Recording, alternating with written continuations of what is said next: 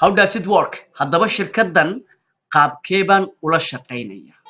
qaabkee ayaa shirkadan u bilaabaya how does it work qaabkeebe u shaqaynaysa qaabka u shaqaynaysa waa to start this business inaad ganacsigan bilowdo waxa laga rabaa to purchase inaad iibsato ganacsigan inaad bilowdo waxa laga rabaa inaad iibsato wax soo saarka shirkadda inaad iibsato waa number 1 way waayahay haddaba inaad shirkadan alaab ka iibsato shirkaddu waxay ku siisay saddex wado ayaa ku bannaan inaad iib ku samayso ama aad doorato oo aad adigu qaadatay ka aad karayso saddexda option waxay kala yihiin co-bronze member inaad shirkadda ka iibsan karto $110 oo alaab oo qodobka koowaad wey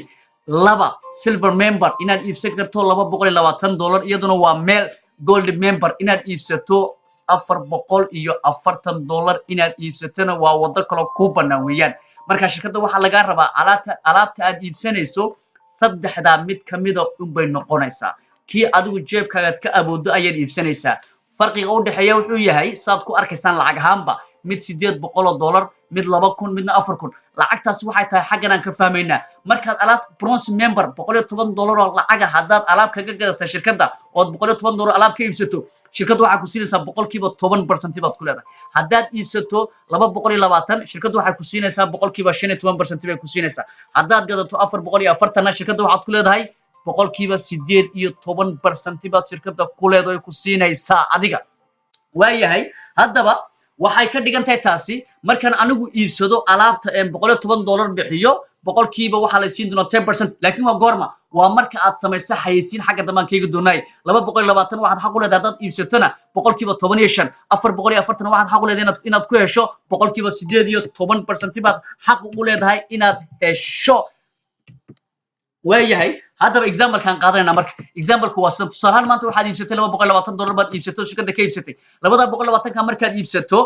adiga waxa laga rabaa saan sheeg inaad samayso xayeysiintuna waa sidan marka 220 iibsaday waxaan keenay laba qof oo saaxiibadeen u yeeran keenay labada qof adiga ku hooseeyaan adiga ayaa qoray haddaba maxaan ka helaynaa faa'iidadu maxay tahay waxaan ka helaynaa 200 oo qofku iibsaday oo lagu dhiftay 15 kiiba waxa lagu dhifan 15% 200 lagu dhifay 15 waa $30 200 lagu dhifay 15 waa $30 dan waxaad helaysaa $60 salka ku qoran $20 shirkadda ku siinayso development bonus baa xagga ma ka fahmi doona insha Allah lacagta waxay noqonaysaa $80 baad isbuucan helaysaa marka haddii aad laba qof keento oo labada qof iyo kuna 220 iib